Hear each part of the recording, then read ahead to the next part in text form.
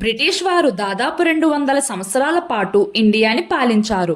కానీ ఇండియాలో ఉన్న ఒక్క రాష్ట్రాన్ని మాత్రం వాళ్ళు ఆధీనంలోకి తెచ్చుకోలేకపోయారు. ఆ రాష్ట్రమే గోవా. ఇది హిస్టరీలోనే చాలా ఆసక్తికరమైన విషయం. బ్రిటిష్ వారు ఇండియాకి రాకముందే పోర్చుగీస్ వాళ్ళు 1498లో ఇండియాకి వచ్చారు. వాస్కోడిగామా ఇండియాకి సీ రూట్ ని కనుగొన్నాక పోర్చుగీస్ వాళ్ళు ఆ సీ రూట్ సహాయంతో గోవా రావడం ప్రారంభించారు. క్రమంగా వారు గోవాని స్వాధీనం చేసుకున్నారు. బ్రిటిష్ వారు ఎంత ప్రయత్నించినా గోవాని పోర్చుగీస్ వాళ్ళ నుండి తీసుకోలేకపోయారు. ఆ విధంగా గోవా బ్రిటిష్ వారి చేతిలోకి వెళ్లకుండా 451 సంవత్సరాలు పోర్చుగీస్ వారి ఆధీనంలో కొనసాగింది.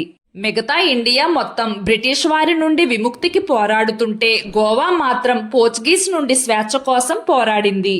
ఆశ్చర్యకరమైన విషయం ఏమిటంటే ఇండియా 1947లో స్వాతంత్రం పొందిన తర్వాత కూడా గోవా పోర్చుగీస్ రూల్స్లోనే కొనసాగింది. కొంతకాలం తర్వాత 1961లో ఇండియన్ గవర్నమెంట్ ఆపరేషన్ విజయ్ ప్రారంభించి గోవాను పోర్చుగీసు వారి నుండి విముక్తి చేసింది. డిసెంబర్ 19, 1961లో గోవాను అధికారికంగా ఇండియాలో కలిపేసింది. అందుకే గోవా విముక్తి దినోత్సవం ప్రతి సంవత్సరం డిసెంబర్ 19న జరుపుకుంటారు.